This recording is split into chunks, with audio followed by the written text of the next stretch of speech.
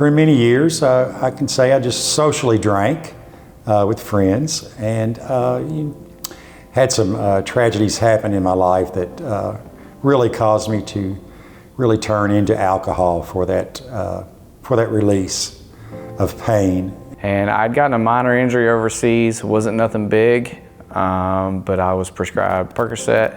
My feel-good feeling of prescription painkillers that I had led to me finding them on the streets and beginning to use them recreational. Growing up, my mom was an alcoholic, my dad was a drug addict, and at a certain age, I just tried it. And then it just snowballed into the effect of, 1 or 2 a day to 10 a day to progressing into, Roxy or Oxycontin, things like that. And then, going down the rabbit hole and I found heroin. I don't know, I was at my end. I didn't want, suicidal, and I didn't even want to be here anymore. So, I was just disgusted. I actually died of a heroin overdose. Well, I shouldn't say I died because I'm still sitting here, but I had to be Narcaned and brought back. Even with that happening, it was still one of those things that I knew something had to be done, but I thought Jeremy had it under control. I kind of stayed away from my kids, and my kids in my life.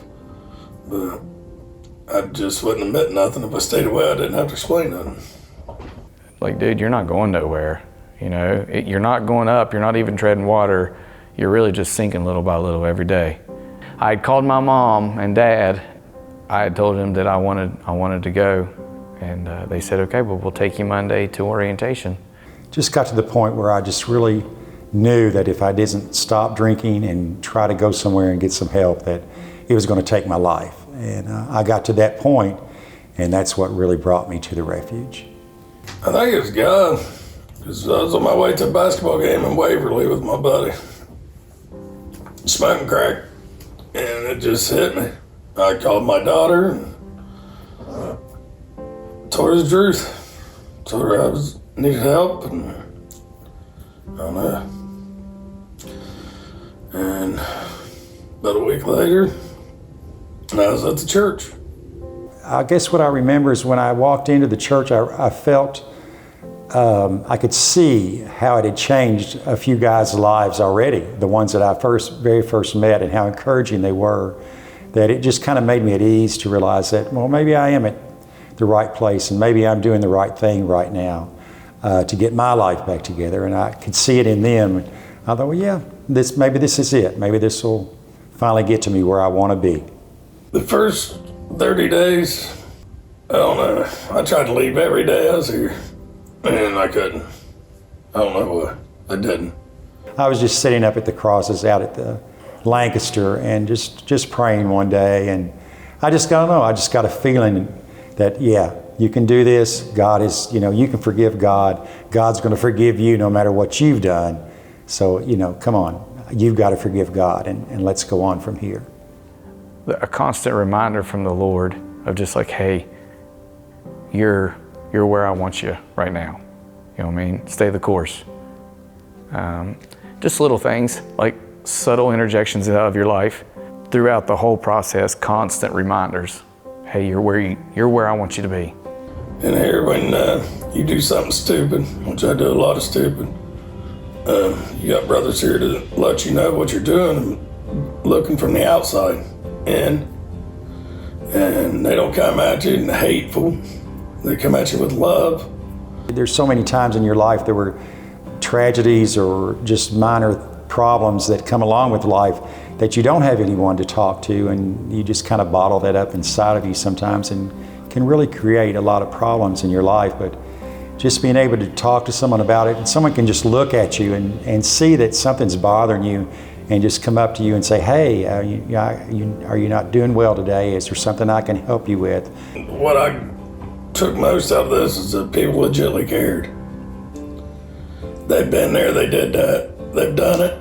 They've had the same experiences I've had, some worse, some not as worse, but I don't know, the love. I believe there's love here, a lot of love. Simple answer, The Refuge works because God is here.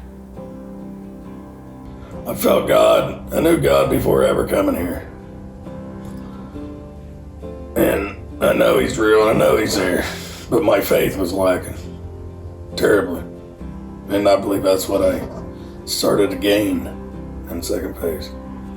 I believe the saying goes, it takes twice as long to build a bridge that you've burned, right? So it takes time, but it's those gradual, once again, it's that gradual interjection in life from the Lord or from just your family that keep you going, keep you moving forward. I got a grandbaby. And when they pulled up on the first family day, she just come running, arms wide open. And the kids told me they was proud of me. And really from that point, I wasn't leaving. Yeah, just to see the smile on her face, and it's amazing.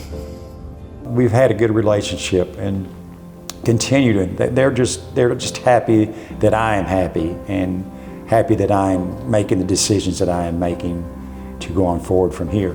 You know, there's probably 5 or 6 years there that my sister probably wouldn't let me come pick up the kids, you know, and just take them and go. You know, hey, we'll come get Jackson or Kaysen, and, you know, and head out to the mall or take them fishing or go swimming or something like that. You know what I mean?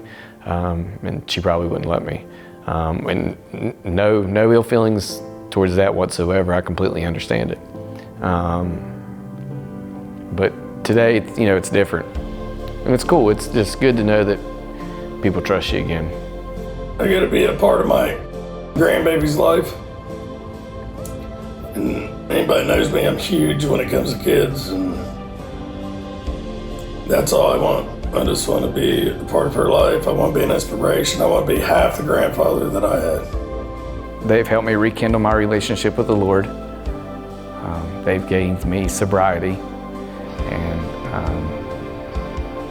in community and friends and just the guys to lean on and to talk to and things like that. In order of importance, God first, community second, and my sobriety third. Because my relationship with the Lord keeps me in the community, and the community keeps me sober.